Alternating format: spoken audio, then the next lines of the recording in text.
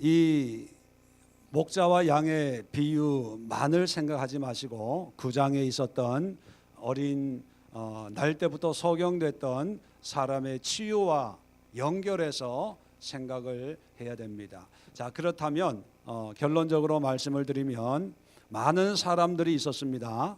그리고 거기에 날 때부터 소경된 사람이 있었습니다.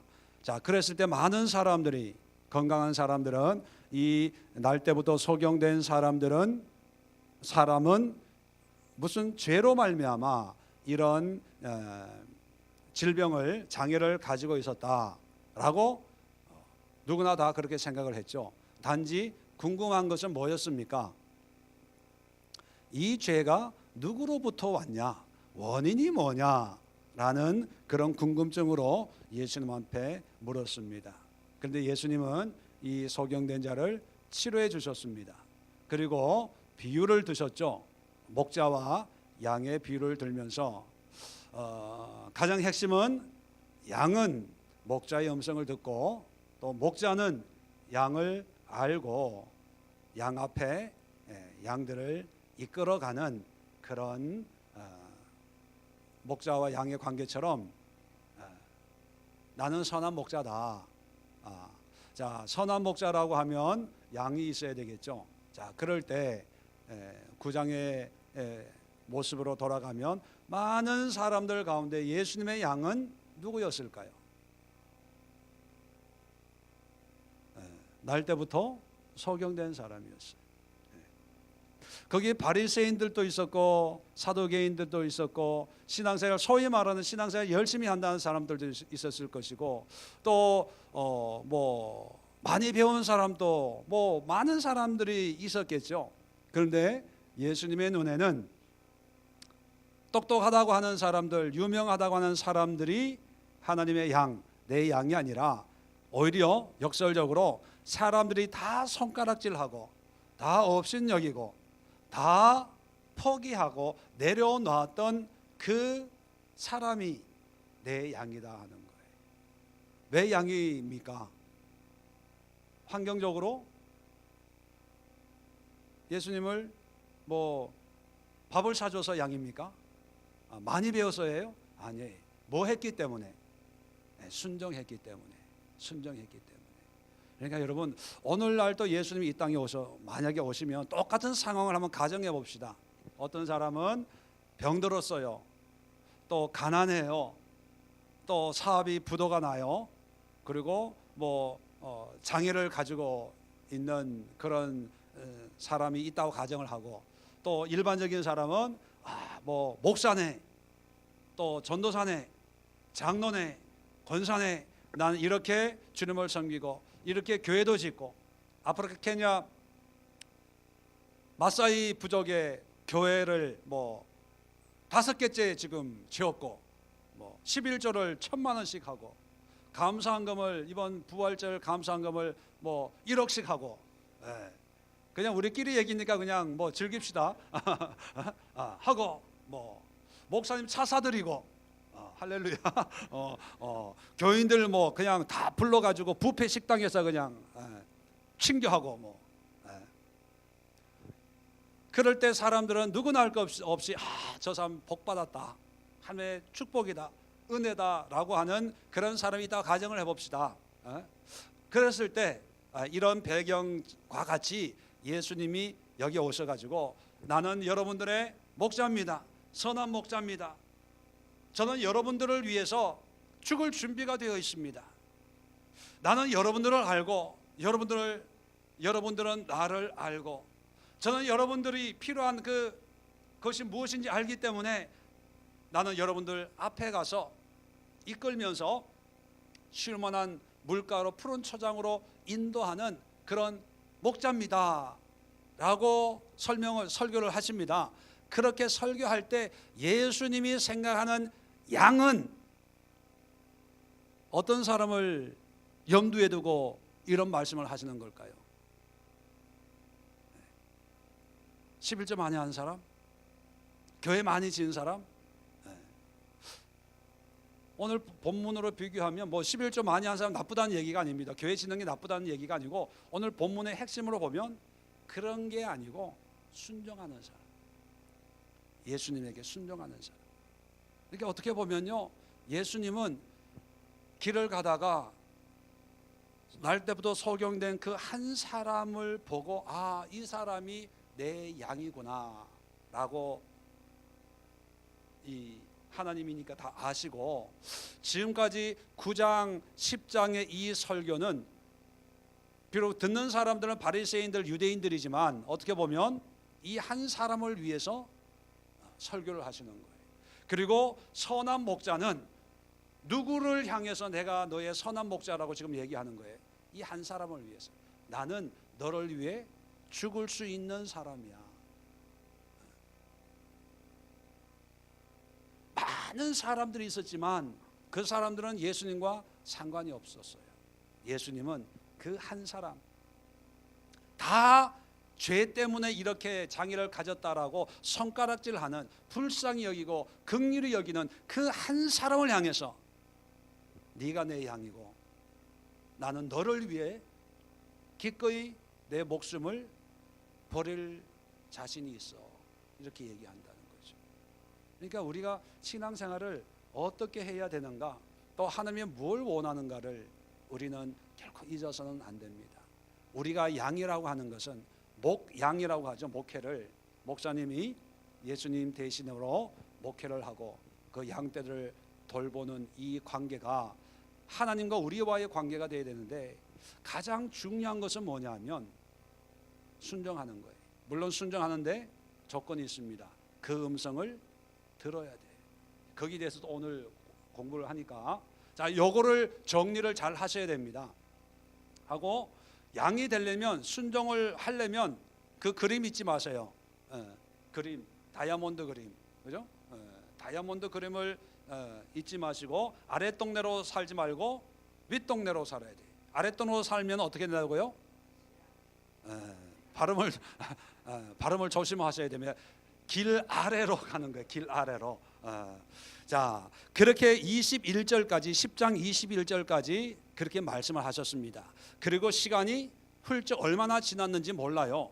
22절, 10장 22절에 보면 예루살렘에 수전절이 이르니 때는 겨울이라. 자, 수전절이라고 하는 절기가 이제 등장을 합니다. 이 수전절은 성경적인 절기는 아닙니다. 뭐 오순절, 뭐 초막절, 유월절, 뭐 이런 성경에 있는 종교적인 절기는 아니고요. 이 수전절은 역사적인 한 사건을 기념하는 절기입니다. 우리 3.1절처럼 여러분 잘 아시는 것처럼 알렉산더가 당시 세계를 이제 지배를 했지 않습니까? 근데 알렉산더가 젊은 나이에 죽어버려요. 후계자 없이 죽어가지고 당시 알렉산더 밑에 있는 네 장군이 그 세계를 네 등분을 합니다. 그래서 유럽 쪽, 또 저기 아프리카 쪽, 그리고 팔레스타인 쪽, 저기 이란, 뭐 이라크, 뭐 이런 쪽으로 이 네 등분을 해가지고 세계를 지배하게 되었습니다. 그럴 때 이 팔레스타인, 중동, 시리아 이쪽을 지배했던 장군이 셀루코스 장군이라는 그런 사람이 이제 왕이 돼가지고 셀루코스 왕조를 만들게 됩니다. 이제 자, 그러다가 기원전 165년경에 7년경에 그 왕조 가운데 안티오쿠스 4세라는 왕이 이제 왕이 돼요. 그러면서 이 안티오쿠스 4세가 자기 이름을 에피파네스 이렇게 이름을 붙여요. 에피파네스라고 하는 것은 신의 대리자다, 그런 의미를 가지고 있어요. 그러니까 내가 왕인데 보통 왕이 아니라 신의 현현, 신이 사람의 몸으로 나타난 그런 존재다. 그러니까 뭐 무소불위한 그런 권력을 휘두르는 그런 왕인 거죠. 그래가지고 이 에피파네스가 예루살렘을 쳐들어옵니다. 와가지고 예루살렘에 있는 성전 기명들을 비싼 건 다 가져가고, 그리고 그 성전에다가 돼지를 잡아가지고 제우스 신, 태양 신으로 섬기는 제우스 신을 제사를 지내고, 그리고 약 8만 명의 유대인들을 학살합니다. 왜 학살하냐면 자기가 신인데 이 사람들이 하나님을 신으로 섬기니까 야 거기다가 제사하지 말고 나한테 제사해 하니까 안 하니까 8만 명을 죽여요. 그리고 돼지 피를 뿌리고, 유대인들이 가장 싫어하는 게 돼지잖아요. 성전을 더럽힙니다. 자, 그러고 있을 때 그 레위 지파의 유다 마카비라고 하는 가문의 형제들이 야 이래서는 안 되겠다, 반란을 일으킵니다. 반란을 일으켜 가지고 반정부 에피파네스 안티오쿠스 4세 그 왕의 지배에 반발을 해가지고 반란을 일으켜 가지고 뭐라 그러냐, 민중 봉기를 일으킵니다.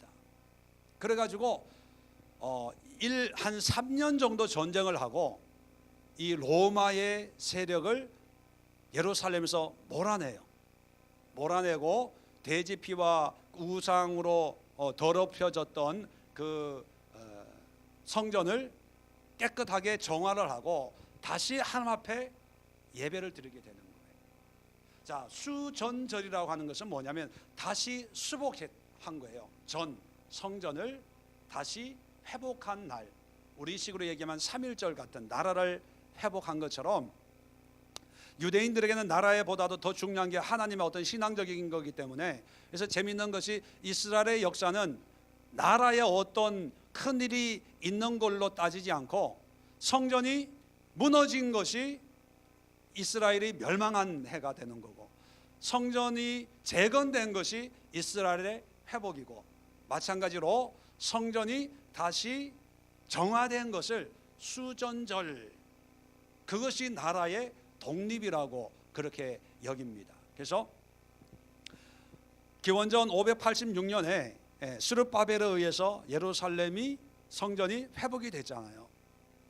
회복이 됐다가 약 400년 만에 다시 로마의 지배를 받고 있던 이 유다를 다시 회복을 해서 그 기념하는 날을 수전절 이렇게 붙여서 이제 이스라엘 사람들이 이제 그 절기를 이제 기념하게 되죠. 그래서 이 수전절에 내려오는, 지금도 수전절을 지킵니다. 지금은 그 12월 되면, 12월 달 정도 되면 12월 초가 되는데, 그때 요즘에 하누카라고 이름을 붙여, 영어로 하누카. 그래서 지금 또 뉴욕이 유대인들의 천국이라고 얘기합니다. 유대인들 공휴일에 학교도 쉬어요. 정부 기관들도 거의 대부분 쉬어요. 그리고 백화점 이런 데도 문을 닫아요. 워낙 유대인들이 많으니까. 그래서 유대인 동네 가면 하누카를 8일을 지켜요. 8일을.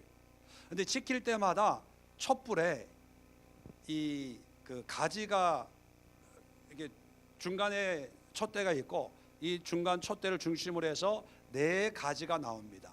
4가지가 쭉 나오는데 하루마다 그 불을 하나 제일 중간에 하나 켜놓고, 이제 첫째 날, 둘째 날마다 이제 불을 켜놓고 마지막 날 8째 다 켜게 되겠죠. 왜 그러냐 하면 성전에 예배를 드리려고 하는데 이제 로마 사람들이 다 빼앗아가고 해가지고 성전에 불을 밝힐 기름이 없는 거예요.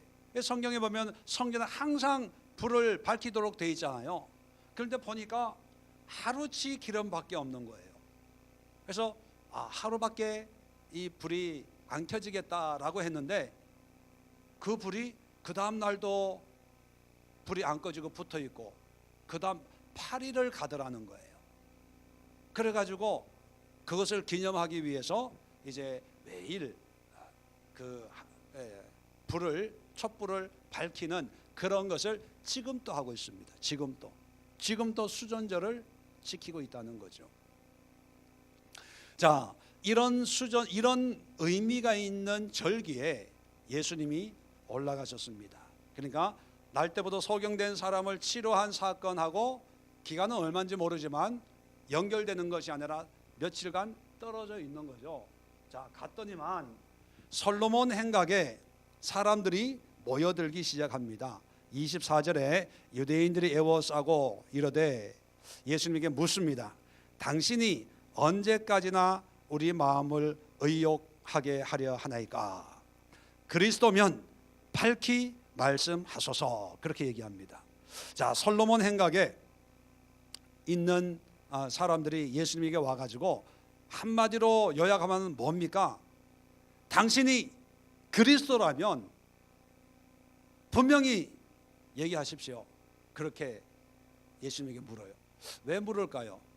이 묻는 사람들이 생각하는 그리스도는 어떤 사람일까요? 한번 보세요. 이 사람들은 성전에 뭐 하러 온 거예요? 뭐를 기념하러 온 거예요? 수전절. 수전절은 뭐 한 날이라고요? 쉽게 얘기하면 독립한 날이에요. 독립한 날.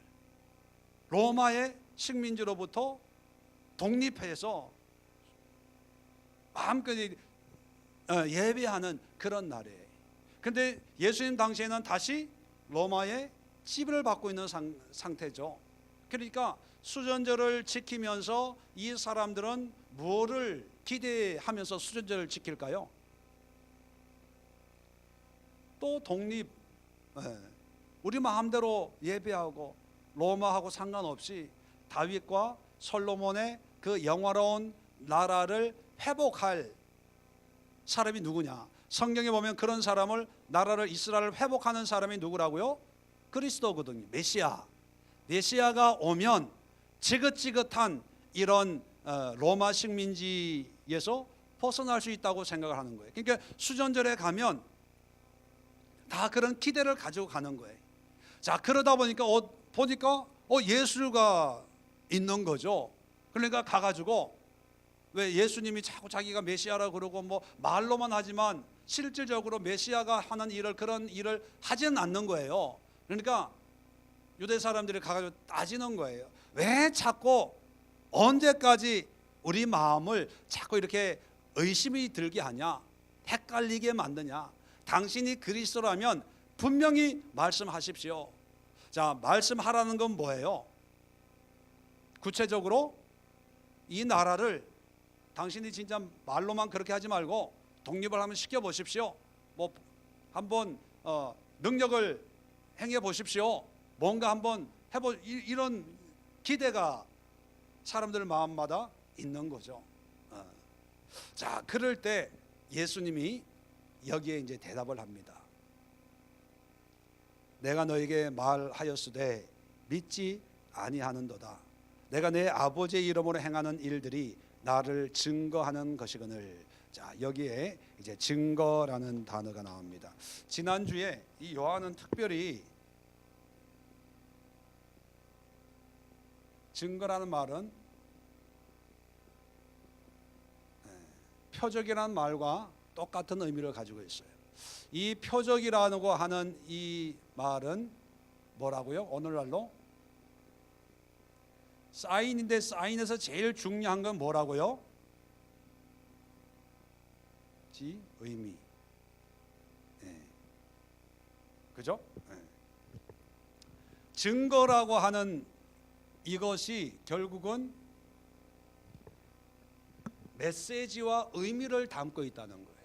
그러니까 날 때부터 소경된 사람을 치료해 주는 그런 기적의 증거는, 그 사람을 치료하는데 예수님이 침을 받고 실로암에서 씻었더니만 나았다, 이걸 얘기해 주려고 하는 게 아니에요. 이 증거를 통해서 예수님이 말씀하려고 하는 여기에 담겨져 있는 메시지와 의미예요. 그러면 이 날 때부터 소경 치료의 사건을 통해서 하나님이 우리에게 주시는 메시지와 의미는 뭘까요? 시각장애인은 모두 실로암으로 가라, 이겁니까? 아니에요. 뭐예요? 순종해라. 길 아래로 다니지 말고 환경으로 해석하지 말고 하나님이 나를 통해서 하실 일이 뭔가 윗동네로 해석을 해라. 그 윗동네로 해석을 한다는 것은 예수님의 말씀에 순종해야 된다. 순종하는 것은 예수님이 나의 목자시고 나는 그의 양이다. 양은 내가 어디로 갈지, 무엇을 먹을지, 어디에 물이 있고 풀이 있고 그걸 알 필요는 없다.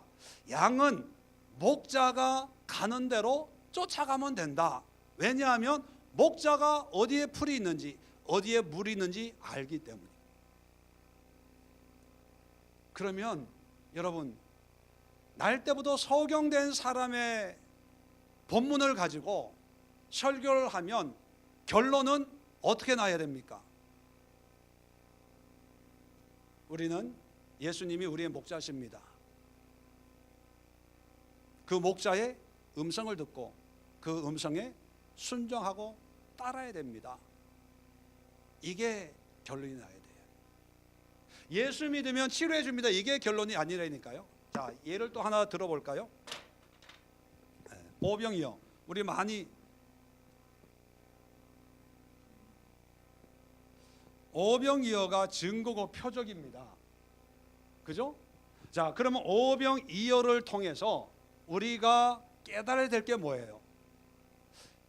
예수님 앞에 돈을 드리면 예수님이 뻥튀기 해가지고 30배, 60배, 100배로 우리에게 돌려준다? 어린 아이의 도시락을 받고 하나님이 축사하셨더니만 남자만 5천 명이니까 여자 아이들 다 포함하면 얼추 10,000명은 넘겠죠. 10,000명이 먹고도 몇 광주가 남아요? 12광주가 남을 정도로 하나님이 누르고 흔들고 넘치도록 부어주시니까, 자, 우리의 도시락을 누구한테 드려야 돼요? 예수님한테 드려야 됩니다. 자, 지금 여러분 도시락 있어요? 없어요? 없죠? 없으니까 도시락 대신에 지갑을 여셔가지고 이제 예수님 앞에 드리는 거예요. 근데 예수님 대신에 여러분 앞에 누가 있습니까? 네, 목사님이 있어요. 그러니까 여러분의 지갑을 다 가지고 오십시오. 제가 여러분의 축사해서 내가 좀 쓰고, 하나님이 믿음으로 순종하면 어린 아이의 도시락을 통해서도 역사하신 하나님이 여러분의 순종을 통해서 여러분의 그 지갑을 누르고 흔들고 넘치도록 30배, 60배, 100배의 이자를 붙여가지고, 요즘 이자가 얼마예요? 2점 몇 프로인데 하늘나라의 이자는 얼마입니까? 뭐 30배, 60배, 100배, 할렐루야. 이런 설교 들어보신 분만 하면 그게 아니에요. 그런 설교를 하는 게 아니에요. 오병이어를 통해서 표적 사인, 아이가 도시락 갖다 주고 예수님이 축사하시고 5,000명이 먹고 12가정줄이 남았다는 것을 사인판만 보고 모양만 얘기하는 거예요. 색깔이 파랗다, 네모나다, 화살표가 오른쪽으로 휘어지고 왼쪽, 이것만 얘기하는 거예요. 사인판의 의미는 그게 아니라 이 화살표가 의미하는 바가 뭐냐, 이것을 보고 여기에 맞춰서 순종하는 거예요. 그죠? 오병이어의 기적은 너희들이 배고플 때 떡과 고기로 배를 불렸지만 너희들이 나를 먹으면 영원히 배고프지 않는 내가 하늘에서 내려온 생명의 떡이다. 나를 먹어라, 나를 마셔라. 이게 메시지였어요. 그죠? 우리 공부했죠? 뭐 성경 다시 안 찾아봐도 되죠? 기억나요? 기억나야 됩니다. 그런데 사람들은 오병이어의 기적을 일으키고 그 다음날 예수님 찾아다녀요. 찾아다니고 예수님 없으니까 갈릴리 배 타고 건너갔다고 얘기하니까 배 타고 또 예수님을 찾으러 와요. 그래서 예수님을 만났어요. 예수님 여기 계시면 어떡합니까? 우리의 왕이 되어 주시옵소서, 뭐 그랬어요. 그런데 예수님이 보자마자 뭐라 그러냐면, 너희들이 나를 찾는 까닭은 이것 때문에 찾는 거예요? 아니면 먹고 배부른 것 때문에 찾는 거예요? 네, 먹고 사인 때문에. 또 야, 이번에는 어제는 떡하고 물고기 먹었으니까 오늘은 스파게티하고 스테이크를 드리자. 그러면 하나님, 예수님이 또 이렇게 할 거 아니냐. 그것 때문에 온 거예요. 그래서 그 사람들한테 아니다, 너희가 나를 찾는 까닭은 어제 먹고 배부른 까닭이라 썩어질 양식을 위해 하지 말고 영원한 양식을 위해서 살아라. 내가 생명의 양식이다, 생명의 떡이다 그랬더니만 이 얘기를 듣고 있던 사람들이 반응이 어떻겠어요? 아, 그래요 예수님, 앞으로 예수님 열심히 섬기겠습니다 했어요? 아니면 무슨 씨도 안 먹힐 뭐 귀신 씨나라 까먹는 소리 하고 있어. 뭔 소리야, 뭔 소리. 그러면서 다 너나 믿어라 하고 도망가, 이게 다 떠났어요. 전자의 후자에. 예수님 믿었어요? 다 떠났어요. 다 떠났어요. 다 떠났어요. 그러니까 사람들은 이거에 관심이 없다. 이거에 관심이. 딱 이거 증거, 표적을 보여주면 다들 좋아해요. 근데 그 표적에만 매이면 하나님하고 전혀 상관이 없어요. 죽었다가 죽을 꼴딱꼴딱 하는 사람도 기도해서 살려놓잖아요. 처음에는 감사해요. 그런데 나중에 보면 살아날 때쯤 돼서 살아났지 뭐. 약기운이 그때 발동이 됐나 봐. 야, 이 병원 의사가 기가 막히게 사람 잘 보네, 병 잘 보네, 뭐 이러고 앉아 있어요. 이걸 통해서 예수님은 증거라는 증거. 자, 다시 본문으로 돌아가면 내 아버지의 이름을 행하는 일들이 나를 증거하거늘. 증거하는데, 증거인데 믿어요 안 믿어요? 안 믿는다는 거예요. 이 증거를 통해 하나님이 이런 뜻을 가지고 있구나, 이걸 믿어야 되는데, 자, 사인만 보면, 사인에는 모양만 보면 이건 믿음이 필요해요 안 해요? 필요 안 해요. 그러니까 믿음 없는 거는 잘해요. 믿음으로 안 하는 거는 잘해요. 근데 믿음이 안 들어가니까 증거고 표적이고 사인이고 이런 건 그래. 그런데 이것이 하나님이 당신에게 이런 의미를 주는 겁니다, 깨달으세요, 들으세요, 이거를 믿으세요 하면 이게 안 되는 거예요. 우리도 그렇잖아요. 그죠? 기적 이런 건 다 좋아하잖아요. 어느 기도원에 원장님이 신령해가지고 기도만 하면 암이 다 낫는데, 그러면 믿음 있는 사람만 가요? 아니면은 병 걸린 사람 다 가요? 왜요? 사인은 좋아하니까. 그런 소문 들으면요, 나도 가볼까 믿음 있는 사람만 가는 게 아니에요. 다 가요. 그런데 그걸 통해서 하나님은 반드시 메시지와 의미를 주는데 이거는 안 해요. 그러면 어떻게 돼요? 나을 수는 있어요. 그런데 삶은 다시 옛날로 돌아가는 상황. 그러니까 유대인들한테 그렇게 얘기하는 거예요. 내가 얼마나 많은 증거를 너희들에게 보냈냐, 기적 이적 얼마나 많이 베풀었습니까? 그런데 안 믿어요.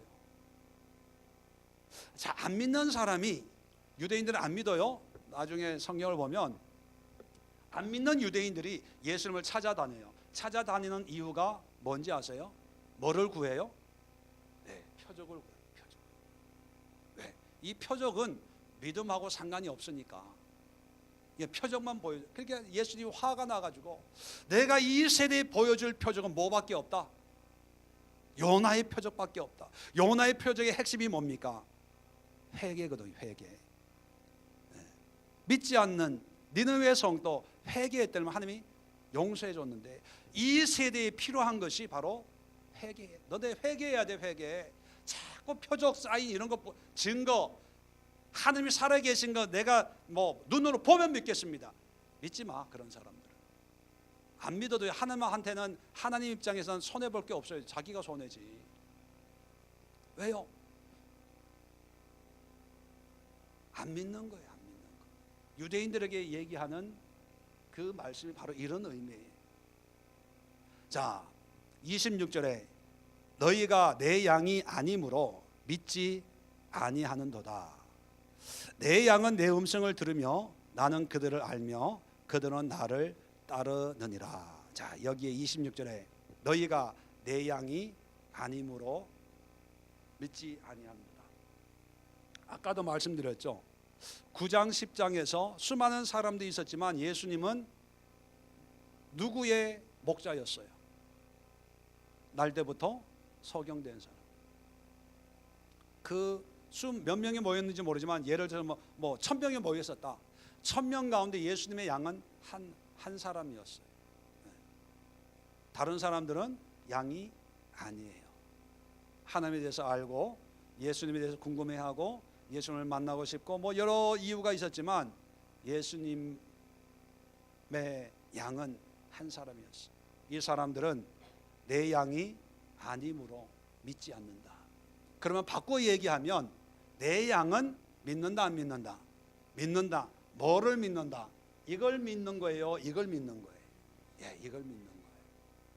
우리 날 때부터 소경된 사람이 눈을 뜨고 와서 예수님에게 내가 믿습니다. 그분이 누굽니까? 바로 너에게 얘기하는 사람이다. 그랬을 때 내가 주여 내가 믿나이다. 믿나이다. 그 믿는다는 것이 내가 눈 떠졌다는 그 어떤 사실, 팩트를 믿는 게 아니라 당신이 누구인가를 하나님의 아들이심을 믿습니다. 그런 고백을 하는 거예요. 그렇다면 여기에서 자, 믿음이란 표적에 대해서는 얘기했고 이 표적을 통해서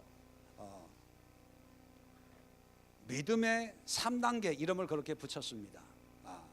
그러면 작은 어떤 표적들 또는 증거들, 물론 하나님이 우리에게 주시는 표적은 뭐 기적 같은 이런 사건으로만 말씀하는 게 아니에요. 어떤 경우에는 일상을 통해서 하나님 우리에게 표적을 보여주세요.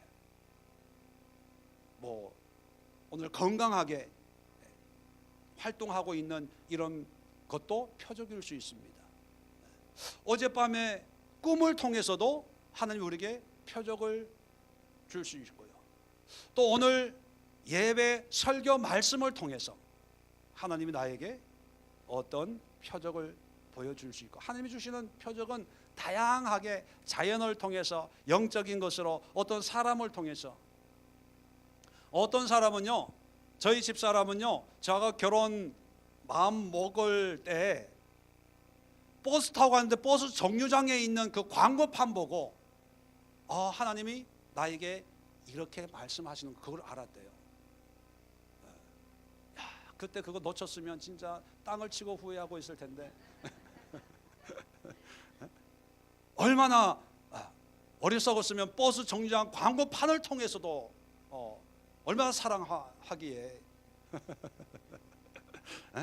그러니까 우리가 이 영적인 오감을 열고 들어보면요 모든 게 하나님의 나에게 주시는 표적과 사인과 이 메시지들이 거기에 많은 하나님의 뜻과 의미가 있다는 거예요. 그것을 느끼고 그것을 깨닫고 그것을 통해서 하나님의 양으로 순종하는 것이 그게 삶이에요. 누누이 귀가 닳도록 얘기하지만 담임 목사 말씀에 순종하는 게 아니에요. 교회 이 교회에서 뼈를 묻어야지 제발 그런 소리 하지 마세요. 목사가 뭐 장례 치르는 사람입니까? 뼈는 납골당에 여러분 선상에 묻으시고요. 이 교회에서는 여러분들이 하나님의 이런 사인과 이런 표적들을 통해서 하나님의 뜻, 하나님의 메시지, 하나님의 원하심이 뭔가를 깨닫고 그것을 함께 나누고 그것을 함께 이루어가는 신앙 공동체예요. 신앙 공동체. 하나님의 어린 양으로서 예수님을 따르는 신앙 공동체지. 이 교회만 있어야 구원을 받고 이 교회에서 어떤 분들은 교회가 마치 구원을 주는 것처럼 또 목사님이 마치 하나님 대리인인 것처럼 벌벌 떨어요. 자, 믿음이라고 하는 것은요, 오늘 27절이 중요한, 오늘 요것만 설명을 하고 마치도록 하겠습니다. 자, 내 양이 아니기 때문에 믿지 않는다. 거꾸로 얘기하면 내 양은 믿는다는 거예요. 믿음이 있다는 거예요. 자,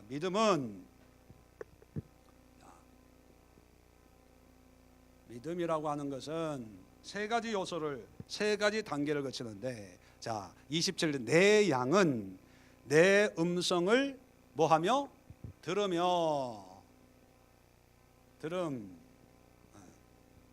또 그 다음에 나는 그를 알며, 나는 그를 안다는 것은 아까 지금 이제 양의 비유를 드는 거예요. 자, 4절에 보면, 10장 4절에 보면 이렇게 말씀하셨습니다. 자기 양을 내놓은 후에 앞서가면 양들은 그의 음성을 아는 거로 따라오되 타인의 음성은 알지 못하는 거로 타인을 따르지 아니하고 도리어 도망하느니라. 자, 내 양은 주인이 양을 알고 또 양도 주인의 음성을 알아요, 몰라요? 알아요. 자, 그렇게 보면 오늘 27절에 나는 그들을 안다라고 한, 내 양은 내 음성을 듣고 나는 그를 안다는 것은 양의 입장에서는 양도 주인을 알아요, 몰라요? 믿음은요, 아는 거예요. 좀 이따 또 설명을 드리겠습니다. 자, 세 번째, 그들을 알며 그들은 나를 따르느니라. 뭐 순종 그렇게 뭐 행함. 자, 믿음이 안 생겨 그렇게 생각하는 분들이 있어요. 자, 거기에 대한 오늘 분명한 해답을 가지고 돌아가시기 바랍니다. 자, 믿음이라고 하는 것은 아까도 얘기했죠. 하나님이 나의 목자시고 나는 양이면 그것이, 그런 삶을 살면 믿음이에요. 자, 이런 믿음을 살기 위해서 세 단계를 거쳐야 돼. 이게 순서가 있는 것이 아니고 하나님의 은혜가 임하면 금방, 오늘 처음 교회 왔는데 순종부터 하는 사람 있어요, 없어요? 있어요. 그냥 하는 만나버리는 거예요. 친구 따라 기도원 갔는데 그냥 하는 만나가지고 방언 터져가지고 이런 분이 있어요. 직접 만나봤는데 그런 분들이 있어요. 또 어떤 분들은 처음 왔는데 그냥 하나님을 만나버렸어.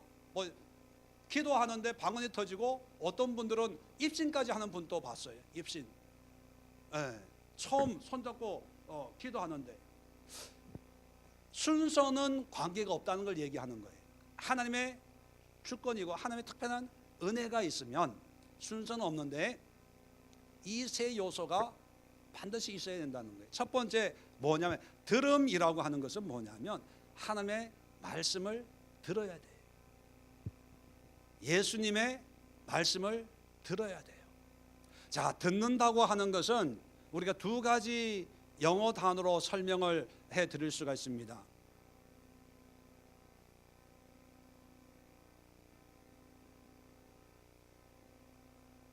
히어링이라는 말 들어보셨죠? 히어링과 리스닝 다 듣는다는 의미인데 여기에 담겨져 있는 의미가 차이가 있습니다. 히어링이라고 하는 것은 그냥 소리를 듣는 거예요. 보청기를 뭐라고 그럽니까? 히어링 에이즈라고 해요. 왜? 듣는 거를 도와주는 거예요. 근데 이 보청기를 끼면 설교만 들려요? 아니면 개 짖는 소리도 들려요? 소리라는 소리는 다 들리는 거예요. 그러니까 히어링은요, 그냥 듣는 거예요. 듣는 거. 노랫소리도 들리고 찻소리도 들리고 개 짖는 소리도 들리고 설교도 들리고 옆에서 코 고는 소리도 들리고 다 들리는 거예요. 그런데 여기서 내 양은 내 음성을 듣고 하는 거는 그냥 귓등으로 그냥 듣는 게 아니고 리스닝 하는 거예요. 리스닝은 뭐냐면 듣고 이해하는 거예요. 라디오를 듣는 사람을 뭐라고 얘기합니까? 청취자, 그렇게 얘기해요. 청취자를 영어로 listener라고 그래요. listener. 듣고 이해하고 동감하는 사람, 공감을 가지고 있는 사람. 그러니까 이 들음이라고 하는 것은 히어링의 개념이 아니라 리스닝의 개념이에요. 리스닝은 뭐냐면 듣고 이해하고 순종 또는 동참, 연합 뭐 이런 게 다 포함이 되어 있는 거예요. 자, 그러면 로마서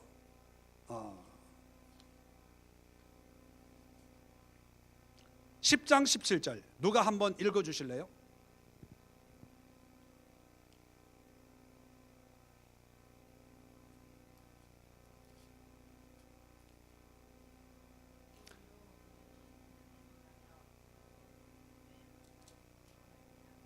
예, 우리가 잘 알고 있는 그런 내용이죠. 믿음은 들음에서 나며 들음은 그리스도의 말씀으로 말미암느니라. 자, 여기서 들음이 두 번 강조되고 있는데 이 들음은 아까 말씀하고 있는 것처럼 히어링이 아니에요.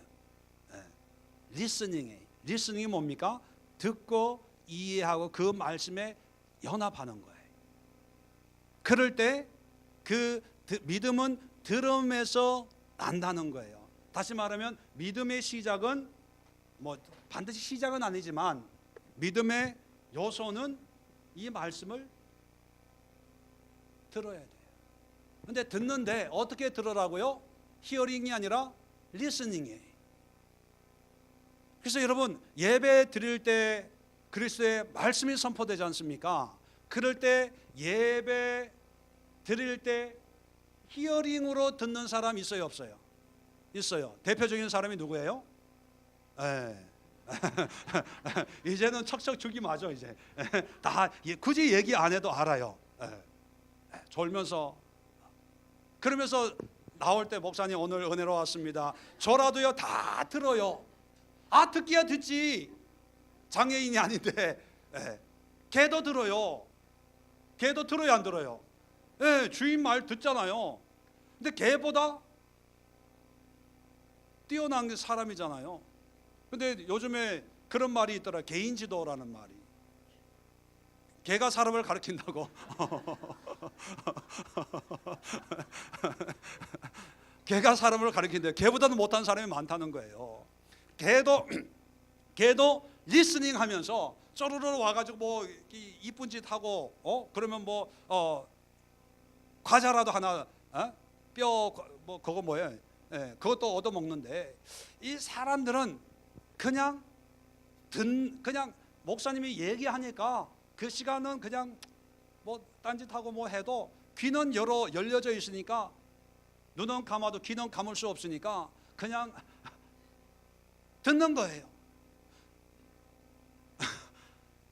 그러면서 예배 드렸고 말씀 들었대요.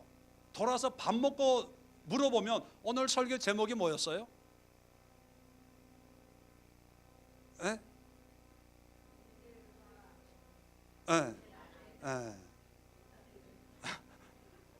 한 시간을 설교했거든요. 한 시간 동안 베델과 벳아웬을 내가 몇 번을 얘기했어요. 몇 번을 세워보지는 않았지만 두세 문장 하고 베델, 두세 문장 하고 벳아웬 계속해서 반복했어요. 그런데 몰라.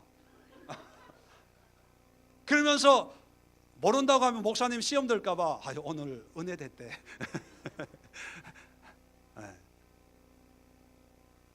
여러분, 그러니까 믿음이 안 자라는 거예요. 믿음이 안 자라. 믿음은 들음에서 나는 거예요. 들음은 리스닝이에요. 듣고 이해하고 거기에 공감하고 그것을 이해하고 그리고 그런 삶에 어떤 살아가려고 하는 이런 순종과 이런 의지가 깃드는 것이 들음이에요. 이게 있어야 믿음이 자라는 거예요.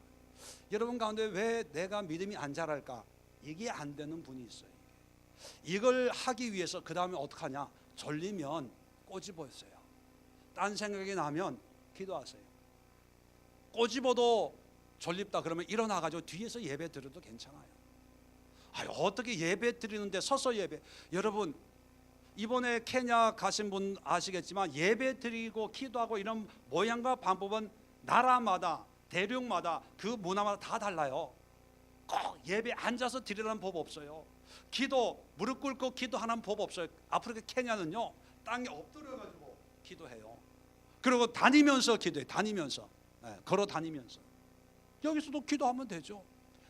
얘기했지만 어떤 형식 틀에 매이지 말고 하나님과의 이 소통의 의미, 의도를 생각하면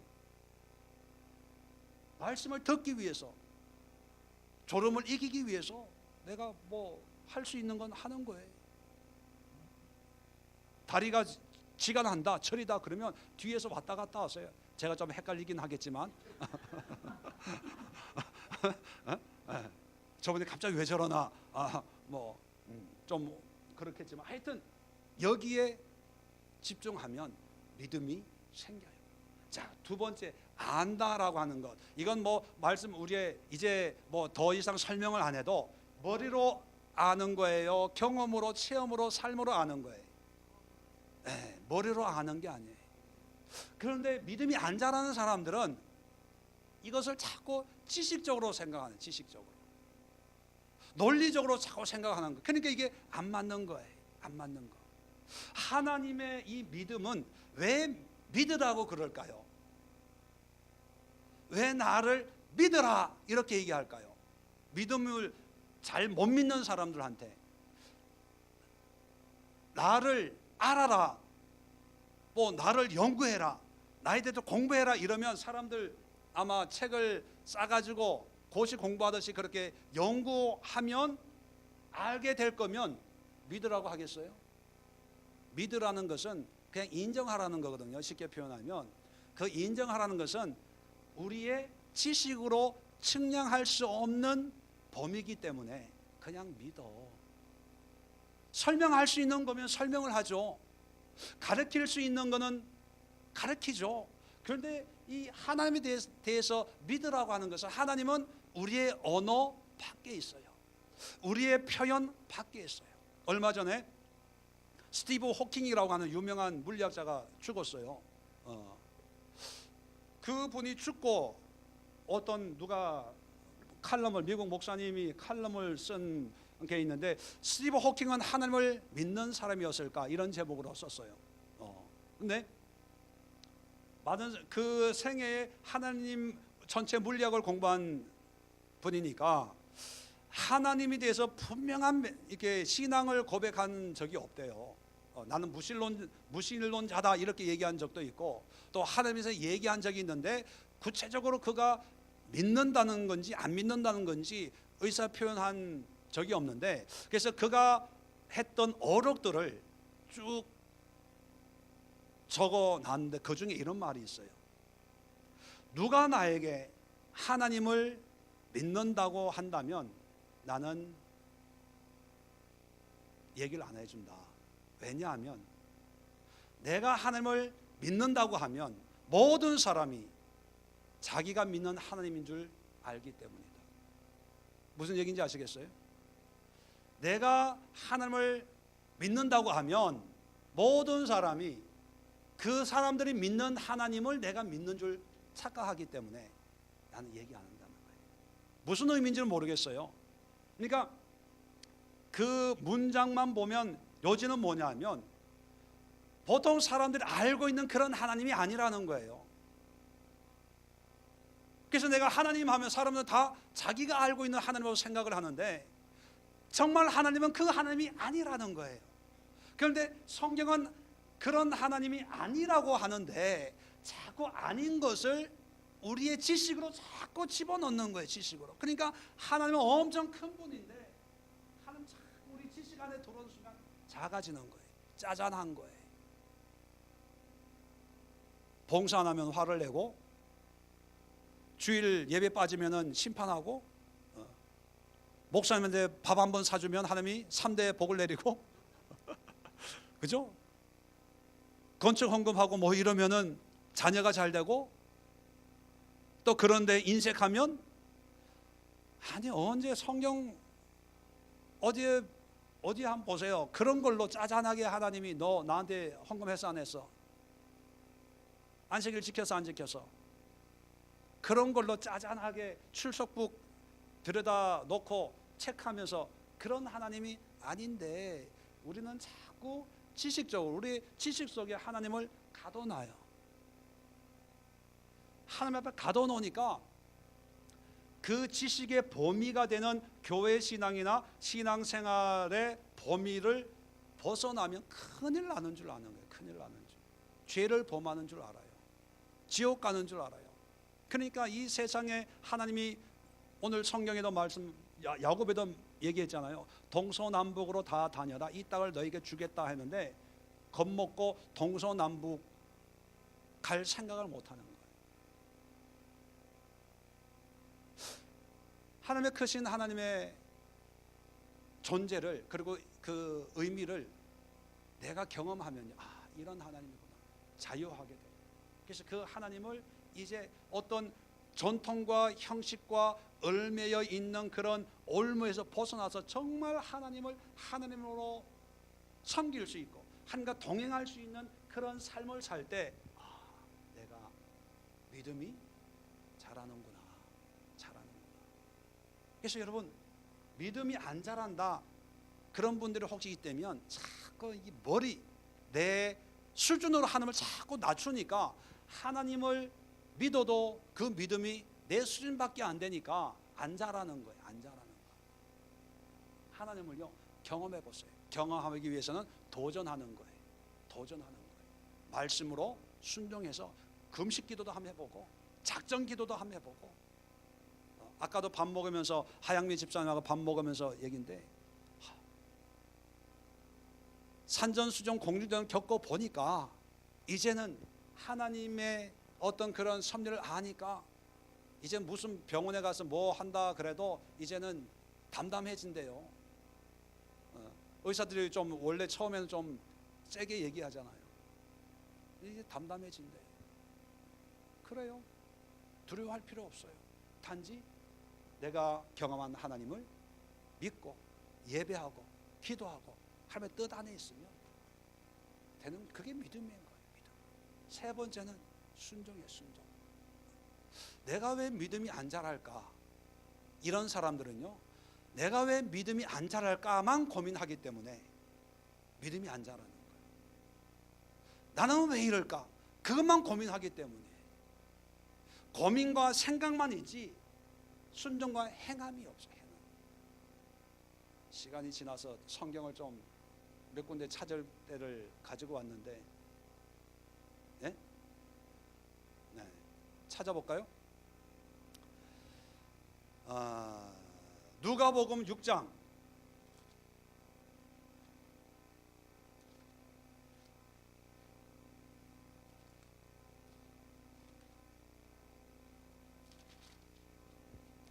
46절 47절. 너희는 나를 불러 주여 주여 하면서도 어찌하여 내가 말하는 이것을 행하지 아니하느냐? 내게 나와 내 말을 듣고 행하는 자마다 누구와 같은 것을 너희에게 보이리라. 예를 듭니다. 집을 짓되 깊이 파고 주추를 반석 위에 놓은 사람과 같으니 큰 물이 나서 탕류가 그 집에 부딪혀 잘 지었기 때문에 능히 요동하지 못하였거니와. 49절에 듣고 행하지 않는 자는 주춧돌 없이 지은 집이라서 곧 무너지고 파괴됨이 심하니라. 왜 믿음이 안 자랍니까? 집 짓는 비유를 통해서 안 자라는 게 아니라 하나님이 자라게 하시는데 듣고 깨닫고 그래서 자라게 하는데 금방 또 옛날로 돌아가는 게 뭐냐면 듣고 행하지를 않아서 그런 거예요. 마태복음 7장 21절 23절 보면 비슷한 말씀이 나옵니다. 나더러 주여 주여 하는 자마다 다 천국에 들어갈 것이 아니요 다만 하늘에 계신 내 아버지의 뜻대로 행하는 자라야 들어가리라. 주여 주여 한다고. 자, 그 다음에 22절에는요 또 이렇게 얘기합니다. 그날에 많은 사람이 나더러 주여 주여 우리가 주의 이름으로 선지자 노릇하며 주의 이름으로 귀신을 쫓아내며 주의 이름으로 많은 권능을 행하지 아니하였나이까 하리니. 23절을 그때 내가 그들에게 밝게 말하되 내가 너희를 도무지 알지 못하니 불법을 행하는 자들아 내게서 떠나가라. 자, 이게 무슨 뜻이냐면 쉽게 얘기하면 능력 행하는 사람이 있어요. 기적과 이적 행하는 사람이 있는데 그런 사람도 하나님의 뜻에 순종하지 않으면 소용없다는 거예요. 소용없다는 거예요. 하나님이 은사로 능력을 주셨어요. 그 능력은 누구의 뜻에 따라 사용되어져야 돼요? 하나님의 뜻에 따라 사용되어져야 되는데 처음에는 그렇게 해요. 왜? 베델의 은혜가 있을 때. 근데 이게 시간이 지나면서 벳아웬이 되면서 자기가 주인이 돈 500만 원 가지고 와야 기도해 준대요. 나 직접 들었어요. 그리고 그런 분들이 많아요. 나한테 상담을 한 분들이 많아요. 그리고 기도 받으려고 500만 원 가지고 갔어요. 그리고 정말 나았어요. 그런 분들이 능력을 행해요. 능력이 안 나타나는 게 아니라 나타나는 분들도 있어요. 자, 그럴 때 사람들은요 이렇게 생각합니다. 사람의 어떤 그런 것보다는 하나님이 쓰시잖아. 쓰신다고 이렇게 표현을 해요. 쓰신다는 건 뭐냐면 그래도 그것도 하나님이 영광을 받으신다는 의미죠. 천만의 말씀. 그것이 하나님의 뜻에 합당치 않는 것이면 그 기적과 이적이 뭐든지 간에 지금은 행해요. 주의 이름으로 귀신을 행하고 주의 이름으로 선지자 노릇하고 목회자도 마찬가지입니다. 하나님의 뜻에 순종 안 해도 목회가 될까요? 안 될까요? 돼요. 이단들 보세요. 그리고 정통 교회를 목회하는 목사님들도요 뭐 이상한 사람들 많아요. 목사에 대해서 얘기하면 좀 그렇지만 같은 업에 있는 사람들인데 이상한 사람들 많아요. 그런데 그분들은요 저보다 더 큰 목회를 하고 또 더 유명하고 더 바쁘고 더 잘 이 사역을 해요. 그런데 지금은 몰라요. 그것이 하나님의 뜻에 행하는지 안 행하는지. 누가복음 8장 20절.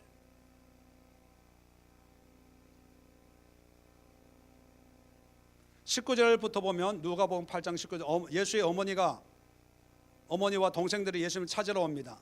그래서 20절에 어떤 사람이 얘기를 해줍니다. 당신의 어머니와 동생이 당신을 보려고 밖에 서 있습니다. 그랬을 때 21절에 예수께서 대답하여 이르시되 내 어머니와 내 동생들은 곧 하나님의 말씀을 듣고 행하는 이 사람들이라 하시니라.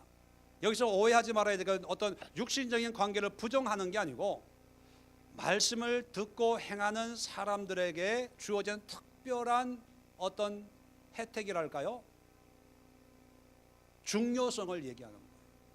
엄마가 예수님 찾으러 왔어요. 물론 마리아는 엄마죠. 동생이죠. 그런데 말씀을 듣고 행하는, 왜냐하면 지금 복음을 전하고 있는 중이잖아요. 그러니까 이 말씀을 듣고 알았다면 그 다음에 행해라. 자, 그런데 오늘날 이 세 가지 것들이 점점 힘을 잃어가고 있어요. 영적으로 보면 제가 예언의 능력은 없지만 한국 교회, 한국 성도들의 그 문제가 이 듣는 거를 히어링처럼 해요. 대표적인 방법이 뭡니까? 인터넷, 방송, 라디오 이런 걸 통해서 자기는 360월 설교 듣는데요. 그것이 어떤 믿음의 어떤 고백일 수는 있어요. 다 나쁘다는 건 아닌데, 근데 그것이 말씀이 항상 우리 집에 흘러나와야 돼 이런 생각이 자칫하면 무당 푸닥거리 하는 것처럼 우상 부적 붙여놓는 것처럼 그렇게 될 수 있어요. 말씀을 그 말씀 TV에서 울려 퍼지는 그 목사님의 그 말씀이 마음에 쿵 와가지고 설거지 하다가도 무릎을 쿡 꿇으면서 눈물 뚝뚝 흘리면서 하나님, 내가 죄인입니다. 나를 용서하옵소서. 난 지금까지 내 남편만 탓했는데 말씀에 내가 깨어집니다. 내가 죄인입니다. 엉엉 울어야 돼. 그렇게 울어보신 분? 야, 이 교회 목사님 해봤어요? 네. 네. 네. 이 교회 목사님 설교 잘하시네. 이 교회 어디 있는 교회야? 나도 한번 가볼까? 아, 이 목사님 설교가 내 스타일이야. 나한테 맞아. 아무개 목사님, 아무개 목사님, 아무개 목사님. 그 목사님 어느 교회 부흥에 오면 이제 쫓아가요. 그리고 이거는 리스닝이 아니에요. 그리고 아까 얘기했죠. 표적을 통해 사인을 통해서 하나님이 나에게 주시는 메시지의 의미를 깨닫고 거기에 그걸 깨닫고 그걸 순종해야 되는데 전혀 그런데 자기는 믿음이 좋다고 생각해요. 이런 사람들은 내가 무슨 얘기를 해줍니까? 두 번째, 안다고 하는 거. 더 이상 얘기 안 하겠습니다. 우리가 아는 거는 그냥 지식적으로 아는 거예요. 그것이 내 삶 속에서 내가 경험되어져야 돼요. 설교 베델과 벳아웬을 경험했다면 내 삶 속에서 베델을 경험하는 거. 그럴 때 하나님의 말씀이 이런 거구나. 그걸 깨달을 때 순종해야 되는데 오늘날 보면 이게 점점 약해져요. 특히 이게 약해져요. 개인적으로 좀 실망을 많이 한 게 이명박 대통령 그런 걸 보니까 저는 그래도 이명박 대통령이 대통령이 될 때 우리가 얼마나 주차장 봉사를 하고 어머니가 그렇게 기도하고 가난했는데 하고 그런데 뚜껑을 열고 보니까 이게 어떤 사람은 그분에게는 돈이 신앙이었다 이렇게 측근히 얘기하는 그런 것도 있고 지금 보면 다 측근히 못하고 난 모르고 나는 모르고 형제끼리 싸우고 측근끼리 싸우고 왜 그럴까요? 그분이 하나님의 음성을 못 들었을까요? 난 들었다고 봐요. 그분을 하나님을 경험 못했을까요? 난 경험했다고 봐요. 이게 안 되는 거예요. 저도 여기에 포함이 돼요. 제가 너무 의롭게 얘기하는지 몰라도 오해하지 마세요. 저도 이런 문제들에게 다 되는 거예요. 순종이 안 돼서 날마다 회개하고요. 하나님을 알려고 날마다 기도하고요. 하나님의 음성을 들으려고 말씀 보고 기도하고 몸부림치는 거예요. 우리가 해야 될 게 이거예요. 이것만 하면 믿음은 내가 믿음이 있다 없다 하기도 전에 믿음은 자라고 믿음이 자라면 더 겸손해지고 더 약한 데로 가고 남들이 안 가는 그런 좁은 길을 갈 수 있고요. 아프리카 선교 믿음이 없을 때 이런 데 어떻게 살아? 그런데 믿음만 들어가면요. 여기가 낙원이야, 천국이야. 여기서 살고 싶어. 이렇게 돼요. 이렇게만 되면 돼. 이게 한마디로 요 한마디가 뭐다? 양이다. 그죠? 양은 주인의 음성을 듣고 주인을 알고 주인을 따른다. 이 양이 누가 돼야 돼요? 우리가 돼야 돼요. 여러분들이 이렇게 돼야 돼요. 목사님은 이렇게 돼야 되는 게 아니라 우리 모두가. 이해가 되시겠죠? 이게 오늘 이 9장 10장이 얘기하고 있는 예수님의 핵심이에요. 핵심.